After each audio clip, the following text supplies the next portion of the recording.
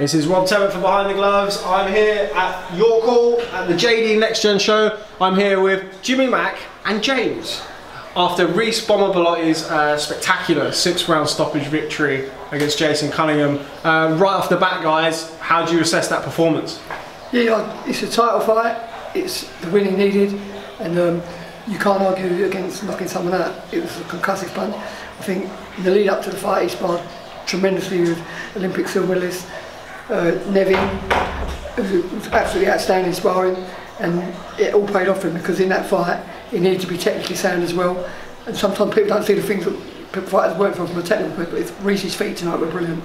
So he never let the other kids into the fight at any stage. And to me, it was only a matter of time when it was going to end. And hats off to the other guy, tremendous fighter. That's why he's been a champion. And he set new things for Reece to learn about, which he's never been through before. He dealt with it. There was a massive audience there behind him.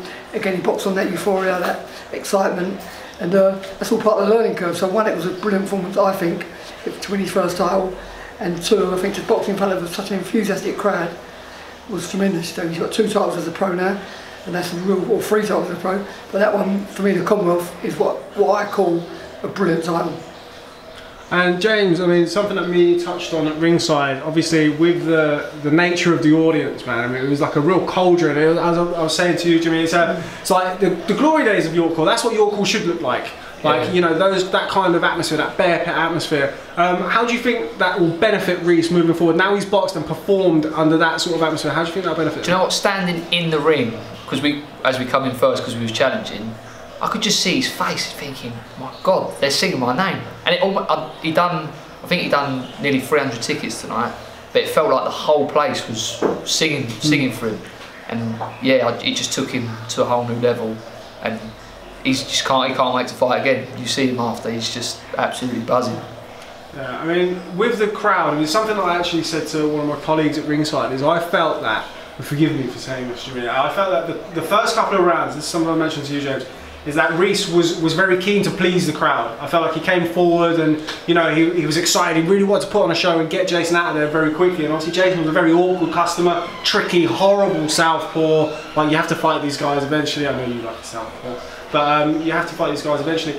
But I mean, do you think he'll learn from that? The next time he fights in, whether it's York Hall or somewhere else, because he does do tickets, very popular young man. Do you think he'll learn from that, maybe not to let the crowd influence his performance next time round? I think it's a common denominator in sport, especially boxing. Once you win a title, you automatically, percentage-wise, become a better fighter, because you actually, not people just telling you you're a champion, you've now got the proof. So he's now champion of the Commonwealth, and just knowing that in his own mind, he'll be a better fighter, 100%. Now, James, I spoke to you about your reaction in the corner, not even your reaction, before the knockdown. In the 5th round, you had this Cheshire cat grin. Now, before the knockdown, the first time, it was a savage knockdown. I mean, what did you see that potentially other people didn't see? Because it was on your face for about 15-20 seconds before the knockdown. Yeah. We knew he was going to be tricky early on. First sort of maybe 4 to 6 rounds, and in the corner, like there was no panic. It was all calm. And the round before he actually got put down, Reece hit him with a body shot, and you were saying to him, just listen, that took a lot out of him, trust me. And what he done then, rather than being more like on his back foot moving, he was sort of staying in the pocket a little bit too long. And as soon as you stand in the pocket of Reece Bellotti and trade, like, there's only one winner. So I knew what was going to happen, and then you see what happened. As soon as that punch landed, he done well to get up from the first knockdown, because he was gone. He was out on the way down. He was gone. He was completely gone. And there's a famous saying in boxing, and Bellotti was proof of it tonight: kill the body and the head will fall. And it was the body shots that done him. The shot on the chin was just the final chapter, then body shots were brutal. Because it slowed him, slowed him down, took his legs away from him, and his movement weren't the same. At the start his movement was great, but as soon as the body shots sunk in, all of a sudden he had to stand in the pocket and fight with Bellotti. You can't do that at featherweight, you're going to get knocked out, and that's what happened.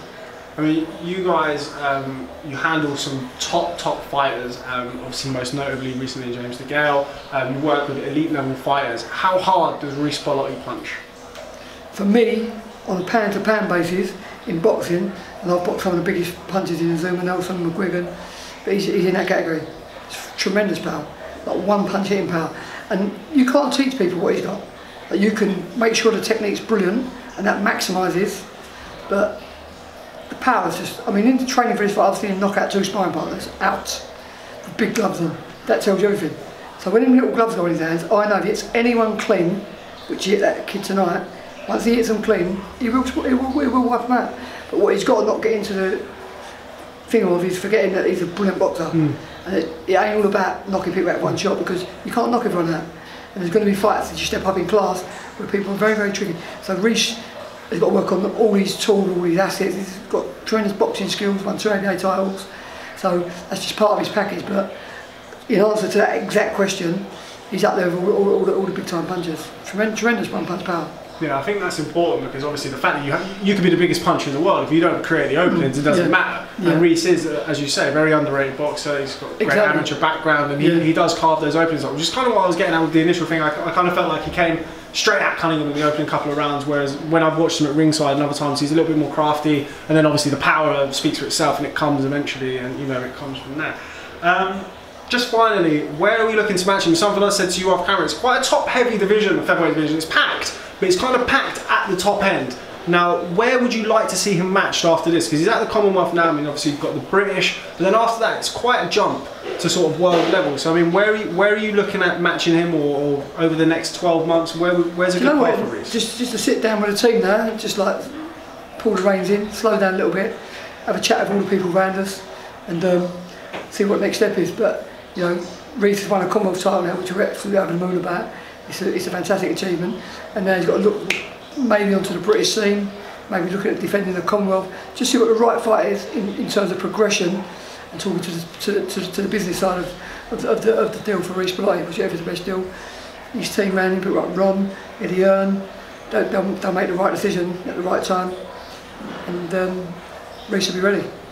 Okay, well, Mcdonnell's, as always, it's a pleasure speaking to you guys. Congratulations on another fantastic win for your fighter. Thank you, Jimmy Mack and James Mystic Mack. After tonight, I'll be calling you. Yeah, watch it back, honestly. We'll look at your face when you watch it back. It's very, very interesting. But yeah, thanks very much for your time, guys. Look forward to catching up with you soon. Thank you, mate. Cheers, guys. Hey, fans, it's Michelle Joy Phelps, and if you haven't already subscribed to my YouTube channel, make sure you go ahead and do so by clicking right here.